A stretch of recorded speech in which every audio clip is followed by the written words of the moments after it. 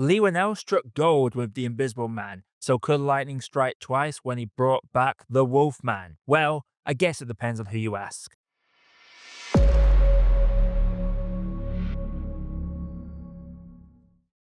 After receiving news of the death of his father, Blake takes his wife and daughter to his childhood home to empty the place out. But en route, he is scratched by a mysterious creature, and over the course of an evening, he begins to undergo some drastic changes. Film fans of YouTube, hello and welcome back to the channel. I am Josh, your Movie Apprentice, and today we are looking at Leigh Whannell's Wolfman 2025.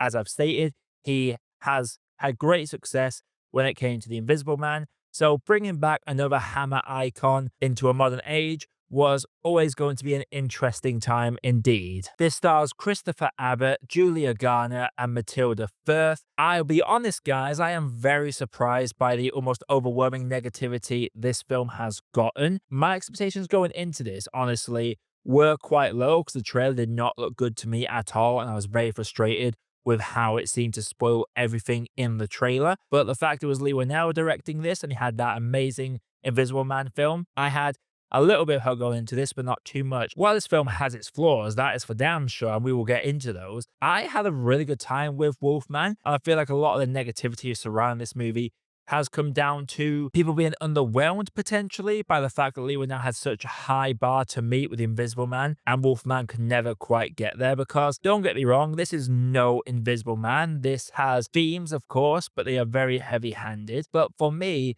Leigh Whannell's style of filmmaking, his way of building suspense in his movies, the way he shows us, the audience, the scare long before the characters on screen will witness it. That is something I really appreciate about his filmmaking and how he uses the cinematography to really convey the terror and letting the actors' performances speak for themselves. That is something I really enjoy about his approach to telling horror stories. So if he wants to keep doing these reimaginings, these fresh modern takes on classic Hammer icons, then I say let the man do it. Now, right now, vampires and Frankenstein are in a very good spot at the moment, so let's go and get him on to do a mummy movie. But reverting back to Wolfman, I had a good time with this. I thought it did a very good job of conveying a tragedy of sorts because, let's get out of the way, the script in this is rubbish. And the performances, when they are speaking these hammy lines and having to force a bit of emotion in, that is a big drawback for me.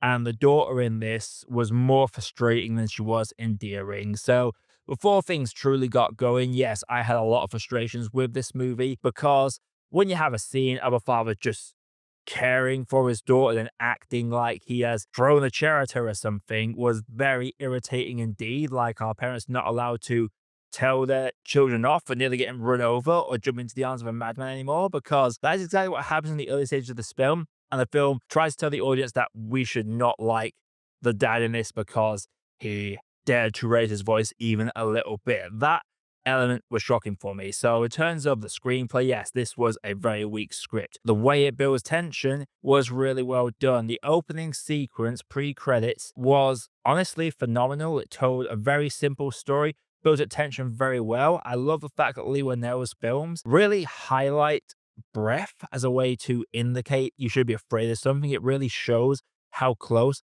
a creature is to our protagonist. It envelops us in this level of fear and anxiety that is reflected on screen within the performers. And a fantastic performance by Ben Pendergast as the father in this. I thought he did a really good job in this very good cold open. Now, there was that lull period, the first half hour of the film, getting to know the family, trying to endear us to them. That element was weak for me. Once the crash happens, the scratch happens, and we slowly start to see the transformation in our lead, I thought it was really good. Now, whilst the special effects, like the visual effects, are quite laughable at times and quite hammy, the way they are utilized is done very well. There's a particular moment where the human's perspective shifts into this wolf vision that he begins to obtain over the course of the movie, and then shifting back into the human vision. Once again, just giving us, the audience, that little bit of extra to chew on and allowing us more information than the characters on screen, which I really like because it prepares us for any scare. Because the jump scares are not for us, it is for the characters on screen. And that is an approach I really appreciate in Whannell's movies, and it's used to great effect here. There's a shot in this where we visually see the creature come down some stairs in the background. It's almost like a blink and you'll miss it moment. So when the characters on screen are looking up the stairs, we already know as a viewer that the creature they're looking for is not up there, it is directly behind them. So when that scare eventually comes, it is satisfying to just appreciate the performance on screen. Now, the performances in this were quite weak. I would say Matilda Firth is another bland actor in this. Like, feels bad to criticize a child actor, but after the last decade or so, it feels like the weaker child actors are coming back into the forefront, and that character only really served to state obvious things. As for Julia Garner and Christopher Abbott, I feel like them two do a great job when they are having to act with their emotions and not so much with their words. When they're exchanging dialogue bits, it's very hammy dialogue, and their performances can't elevate it beyond the hamminess. But when it comes to just them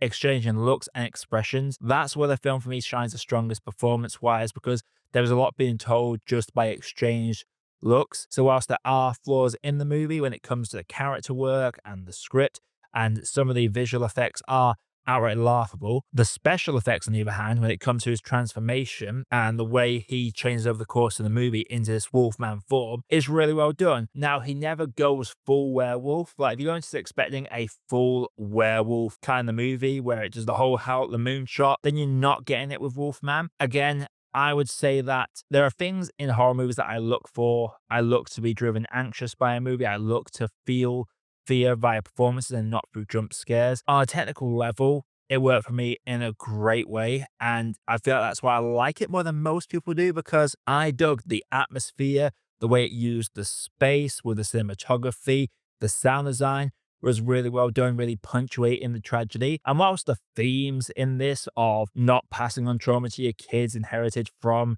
your family before is hammered over your head with a subtlety of a stripper asking for a lap dance because they want your money. Aside from the heavy handedness of it, I do like the theme. I do like the idea of a theme. It could have been handled a bit more subtly, yes, but in a film like this, I thought it worked very well and really elevated this whole Wolfman aesthetic to a more intimate level than just man gets scratched and turns into a rabid monster. So those of you wanting that rabid monster movie, then I say you will not get it. And I felt that's where a lot of disappointment comes in with it when it comes to how people have reacted to this movie, because all the responses I've seen have generally said it's good but not great, and they're using it in a tone that is like it's the worst thing ever for it to not be great. And whilst I get the disappointment because there is a lot of things that hold this film back, I still think it is a strong outing from Leigh Whannell, and I feel like he should continue to make and reimagine these classic Hammer icons. I truly believe that, and I hope that he gets to do more of these movies. Now, before I get into my overall grade, if you like seeing on the channel, click the like button and subscribe for more video reviews. That's coming all the time. Trying to be a bit more fluid going forward on this channel when it comes to my reviews and less robotic. I'm also going to say that I'm constantly putting polls up in my community tab over what film you want to see me review next. So make sure if you're subscribed to look out for that community tab and vote on what reviews you would like to see coming up. Now, in terms of Wolfman, it's one of those awkward times where I have to think, do I grade it based on my heart, how the film made me feel, or do I grade it based on the critical aspect and really criticize the movie? Because there is two distinguished grades I can give this, and I struggle to decide which one to go for, because whilst I adored the tension building, the way the cinematography worked, the use of tension to really elevate the film further, and the special effects on the wolf itself are really well done. The script is terrible, and I can't say I overly cared about the characters. Like, if it ended in the complete reverse to what it ended as in this movie, I would not have felt any different about the movie, to be quite honest, and the theme is very heavy-handed. But I do like this fresh take of this isolated tragedy of a doting dad trying to do right by his family, but being forced to become this monster due to being scratched earlier in the movie. That is something I really enjoyed. The script is weak, performances are relatively weak as well, and some of the visual effects are outright laughable at times. Once I get what they were going for and showing it was unnatural,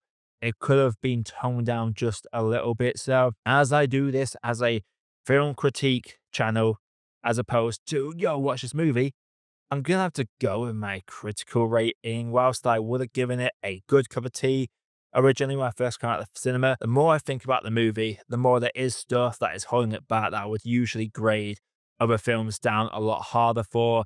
So with that being said, I'm going to have to say that for me, Wolfman is a tea that needs more sugar. So Wolfman, have you seen it? You have, let me know your thought down in the comments below. Let me know what it was about the film that disappointed you. Or if you're like me, where you enjoyed it more than most people, let me know coming up on the channel. I do want to review The Brutalist. However, it seems to be getting a very limited run over here in the UK. But we are also getting Flight Risk, which I am not expecting too much from. It looks like it's going to be a campy, schlocky January movie. But if it's Mark Wahlberg hamming it up, then I'm all for it.